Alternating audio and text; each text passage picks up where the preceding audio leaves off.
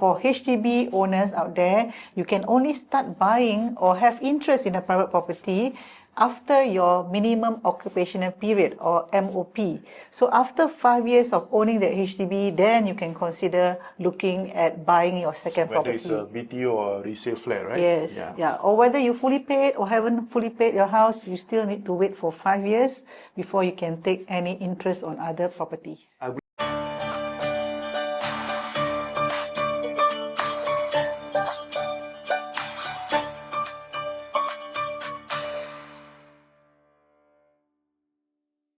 Upgrade your HDB without selling? Yes, only if you know this. Hi guys, my name is Nizam. I'm Niza. Today we're going to talk about, a question that was asked to us. Yeah. Can I upgrade to a private property selling... without selling my current HDB? Yeah. Well, yes, possible, but there are conditions and terms that you need to understand before you embark on this journey. Honestly, we have done for our clients such a situation where they are able to buy a new launch or even a resale without selling their current HDB. Now, first thing you need to know that for HDB owners out there, you can only start buying or have interest in a private property after your minimum occupational period or MOP. So after 5 years of owning the HDB, then you can consider looking at buying your second property. Whether it's a BTO or resale flat, right? Yes, Or whether you fully paid or haven't fully paid your house, you still need to wait for 5 years before you can take any interest on other properties. Interesting. So then, of course, after that, should you have interest in buying your second property, you need to know some of the things. For example, like the total debt servicing ratio. Because if you have a mortgage on your current property, then the purchase on the second property will be second mortgage. Then it might affect, or you may not be able to have a fully maximize your loan on the second property. Because the bank takes it as your second mortgage. Yeah, it will not be 75% loan, definitely. It will be lesser than that. And so that is something that you have to consider, because you have to have a huge down payment to put aside for that property. Just to share, our clients which did this have a fully paid property, a HDB, so that when we apply for a bank loan, he's able to get a 75% loan.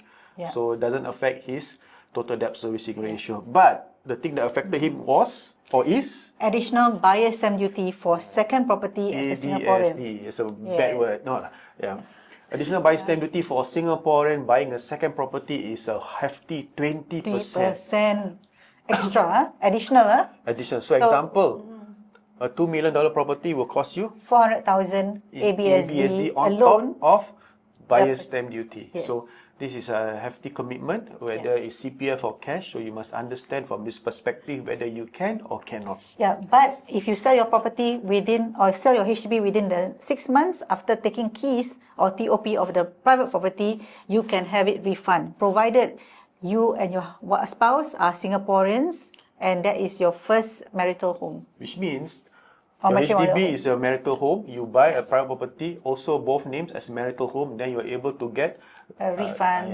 remission of the ABSD upon 6 months from the date of the collection of keys. Of your private property. So you must sell your HDB within the 6 months. If not, better you sell before lah. This to be safe. Because time is very important. IRAS will not refund you should you exceed that 6 months period. Or even you exceed 1 day, he will not say, I will refund back you. On top, this our client had to fork out about 1,000 of ABSD. So it's a huge sum of money. And apart from the down payment some more, because the CPF is all stuck in the HDB, so a lot of cash needed. Therefore, this particular solution will be good for those who have very strong cash flow and have this lump sum to part with. If you look at it from a different perspective, if you have the capacity, you might as well sell and rent, because the amount of investment that you need to put in the rental, I think far way below the ABSD that you need to pay. This is just our sometimes opinion. It's true. Of course, different cases, different solution, but this end of the day, like we always say, we are solution provider, but the decision depends on you as a consumer, you as the owner, because you know your numbers pretty well. So in this case, our client, he knows his numbers pretty well, so he's able to do it without affecting or needing to sell his HDB at this point of time. Yeah. right? So he has some time to play with. Yeah. So, but eventually, when the time gets nearer to the TOP of the property, the second property, most owners would want to release some of the funds from their current house to ensure that they are quite comfortable in paying the mortgage for the second property. So, if you ask us whether it's possible to buy without selling your current HDB, the simple answer is yes, but you must know that it's not for everyone. Okay, you need the numbers, the structure, and the right guidance. End of the day, because the outlay is much higher than a normal purchase, so you must understand from that perspective, and you must be able to, you know, when you must make the decision of selling, you know, it's something that timeline is very crucial. So guys, if you have any question on what we have discussed, or you're considering buying before selling your HDB, there's only one number to call, 96704 504. Nizam out. Bye.